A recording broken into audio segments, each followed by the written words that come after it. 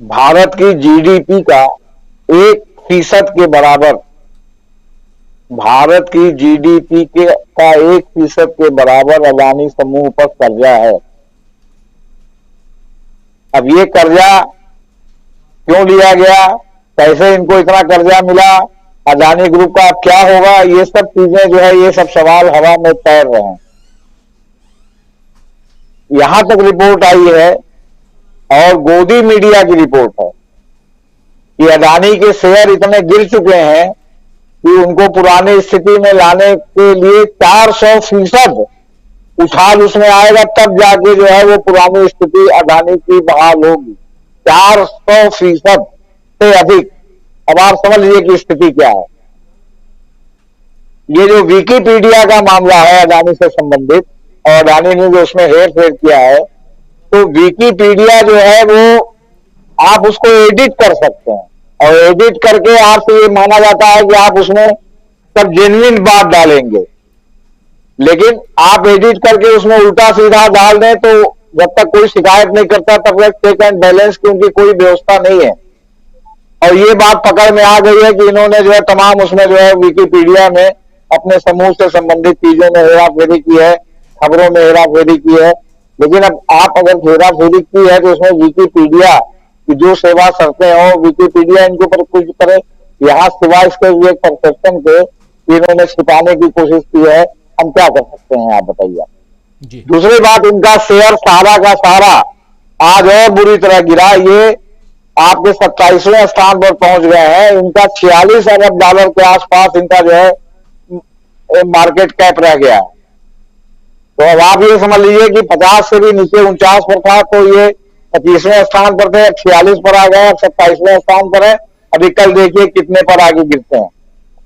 तो अदानी जी का मामला ये है। दूसरी बात, इसी से जुड़ा हुआ सवाल जो आप उठा रहे हैं कि सरकार इस पर कुछ कह नहीं रही है, आप बताओ कि मुद्दा में है।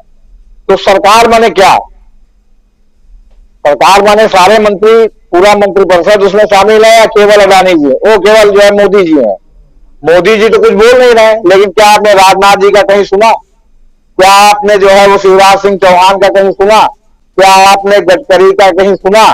क्या आपने फडणवीस का कहीं सुना? क्या आपने खट्टर का कहीं सुना इनके बारे में कुछ कहते हुए, अदानी जी के बारे में? मोदी जी, यहां तक कि जो है अमित शाह भी कायदे से जो है अदानी जी के बारे में, अदानी जी के पक्ष में कोई बैटिंग नहीं कर रहे। एक दिन जरूर उन्होंने कैटेगरिकल कहा कि भाजपा को इससे डरने की जरूरत नहीं है। तो भाजपा को डरने की जरूरत नहीं है तो इसके पीछे ये क्यों न माना जाए कि भाजपा बहुत डरी हुई है? तभी तो उसका मनोबल ऊंचा करने के लिए अमित शाह जी बोल रहे हैं। लेकिन अमित शाह जी ने आज तक ये नहीं कहा कि अदानी जी बिल्कुल सही है। इसके बाद किसके दबाव में अभी भी बैंक ऑफ बड़ौदा छाती ठोक के उसके सीईओ कह रहे हैं कि हम अभी भी अदानी को फाइनेंस करेंगे। ये सवाल भी लगातार उठ रहा है कि अदानी के इस डुबायमान दौर में भी आपके जो है एसबीआई और एलआईसी ने जो है क्या कहते हैं, मतलब उनको और पैसे दिए हैं।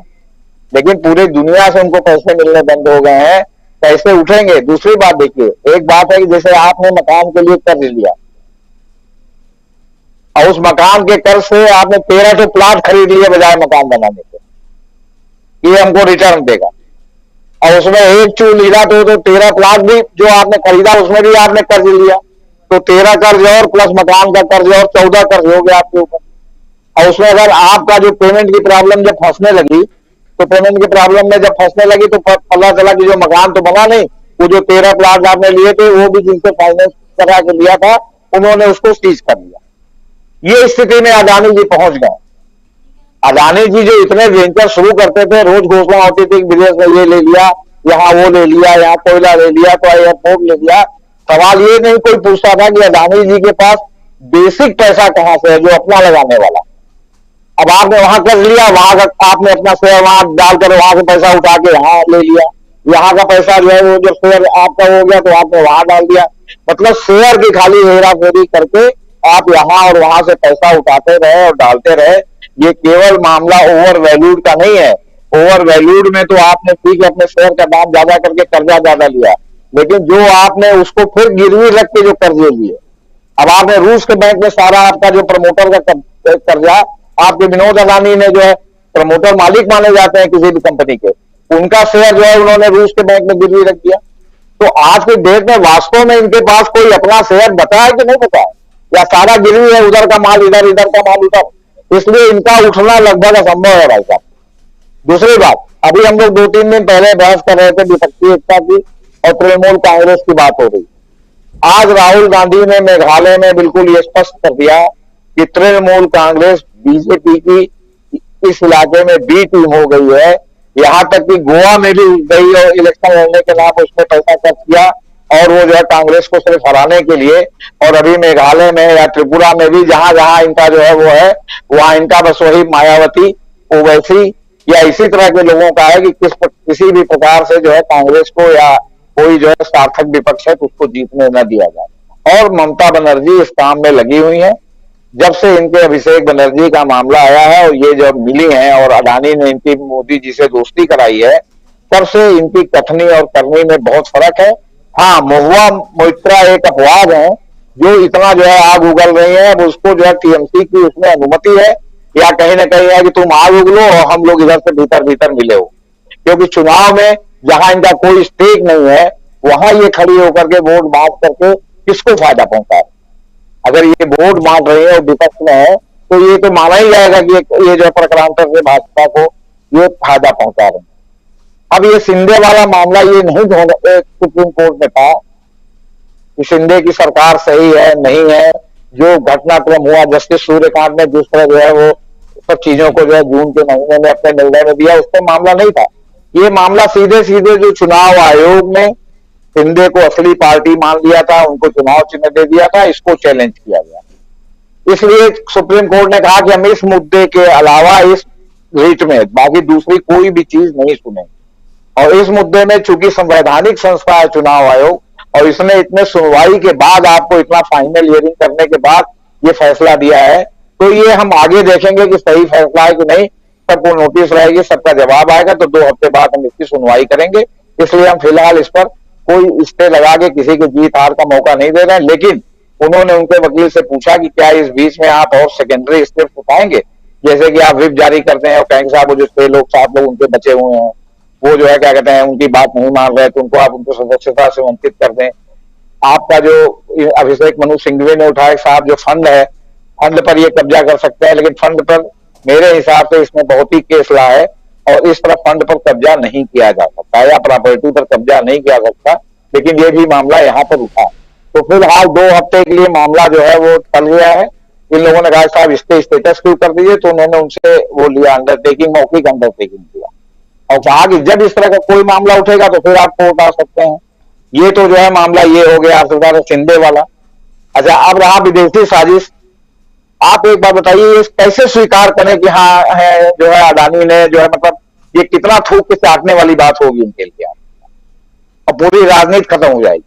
ये चुनाव हारते भी रहेंगे तो कहेंगे कि हम चुनाव जीत रहे हैं, क्योंकि अगर इन्होंने पहले स्वीकार कर लिया, मन में जानते हैं कि हम हार रहे हैं, लेकिन अगर पहले स्वीकार कर लिया तो ये चुनाव लड़ने के पहले ही फिर समझ लीजिए कि हमारे लिए हार जाएंगे। इसलिए ये कभी नहीं कहेंगे कि जो है वहां विदेशी साजिश जो नहीं है। तो अब क्या कहेंगे आप बताइए, विदेशी साजिश नहीं कहेंगे तो क्या कहेंगे? इनके पास क्या उपाय है कहने का? पूरा देश देख रहा है कि किस तरह जो है बैंकों का जो है दिवाला आप निकाल रहे हैं। आप जो है एनपीए के पैसे को जो है इतना कर रहे हैं, इतना बैंकों में पैसा डाल रहे हैं, वो पैसा प्रकरांतर से बिना किसी जो है उसके आपको अडानी को सब मैक्सिमम फाइनेंस हो जा रहा है। आप बताइए इससे बड़ा भाग्यशाली कौन होगा कि आप जीरो से शुरू करें और आप एयर इंडिया के मालिक बन जाए, आप एयर फ्रांस के मालिक बन जाए, आप एयर जापान के मालिक बन जाए, सब उधारी पर। और एक जगह चू लिया तो मुंह के बल गिरे तो गिर गए, जैसे आप अनिल अंबानी का मामला हुआ। आखिर बिरला टाटा, इसके बाद धीरू भाई अंबानी है और उसके बाद मुकेश अंबानी इतना अपना व्यापार चला रहे हैं, जिंदल चला रहे हैं, कुमार मंगलम बिरला चला रहे हैं। इनका व्यापार तो इस तरह नहीं डूबता जिस तरह जो है आपका अनिल अंबानी का और इनका डूब गया। क्यों? कर्जा कर्जे पे कर्जा, कर्जे पे कर्जा, तो उसमें कहीं भी चू नहीं लेगी तो मुंह के बल गिर जाएगा। जैसे जेपी ग्रुप है, आप देखिए दिल्ली में उसका कितना जो है, नोएडा में जो है बना हुआ मकान खड़ा है, लेकिन कर्जा कर्जे पे कर्जा, कर्जे पे कर्जा, कर्जे पे कर्जा। एक बार हुआ कि पहले इतना कर्जा चुका दो फिर आगे फाइनेंस मिलेगा, सारा का सारा मुंह के बल गिर गया। इलाहाबाद में उन्होंने जो है बिजली घर खोला था, ताप बिजली घर, वो बिक गया, आपसे बता दें। तमाम और उनका बिक गया। एक्सप्रेस वे बेच दिया उन्होंने, जो है आपका नोएडा और आगरा वाला एक्सप्रेस वे दूसरे कंपनी को दे दिया, चला नहीं पाया, फाइनेंस नहीं है। तो कर्जे पे कर्जे का जो अर्थशास्त्र है ना, उसमें अगर सॉलिड जो है बैकिंग नहीं है। एक कहावत है हाँ साहब, एक कहावत है, सिया भय कोतवाल अब डर काहे का। तो यहाँ जब ऊपर बैठे हुए लोग जो हैं वो उनका संरक्षण मिले तो फिर काहे का। और चाहे वो जेपी ग्रुप की आप बात करें, चाहे अडानी ग्रुप की बात करें, और जान ही रहे हैं। तो खैर, आप जो बात कह रहे हैं बहुत वाजिब बात है। और चुनाव के वक्त क्या ये यहाँ कहीं ना कहीं हार का डर सता रहा है बीजेपी को, और लेकिन किस दम पे उधर खड़गे साहब कह रहे हैं कि 100 मोदी आ जाएं, चाहे 100 अमित शाह आ जाएं, 2024 का चुनाव विपक्ष जीत रहा है, हम जीत रहे हैं विपक्षी साथियों के साथ में। बहुत बड़ा बयान है, छोटा मोटा बयान नहीं है। हमारे साथ जुड़ गए हैं प्रोफेसर जी, प्रोफेसर रविकांत जी जुड़ गए हैं हमारे साथ। रविकांत जी, आपका स्वागत करता हूं। जेपी सिंह साहब कुछ जोड़ रहे हैं, फिर तुरंत आना चाहता हूं आपके पास।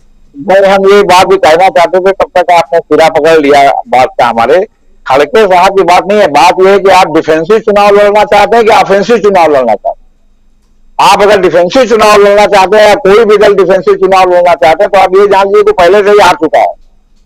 Best offence is best defence, ये कहा जाता है। और राहुल गांधी की जो आपका भारत जोड़ो यात्रा हुई है, उससे जो है जो जन समर्थन मिला है, उससे राहुल गांधी फुल फॉर्म में है, कांग्रेस फुल फॉर्म में है। उसने भी अपना सांगठनिक चुनाव करा दिया है। वो जो है वो क्या कहते हैं, राष्ट्रीय अधिवेशन करने जा रही है।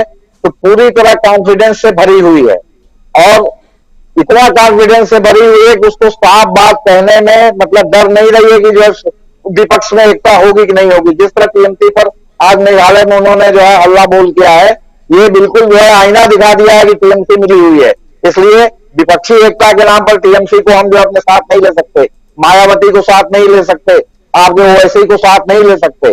तो बात यह है ना कि best offence is best defence. उसी के तहत कांग्रेस, चाहे राहुल गांधी हो या खड़गे साहब हो या जयराम रमेश हो, सभी लोग जो है इस बात पर लगे हुए हैं। बिल्कुल हल्ला बोल कर दिया है उन्होंने बीजेपी पर।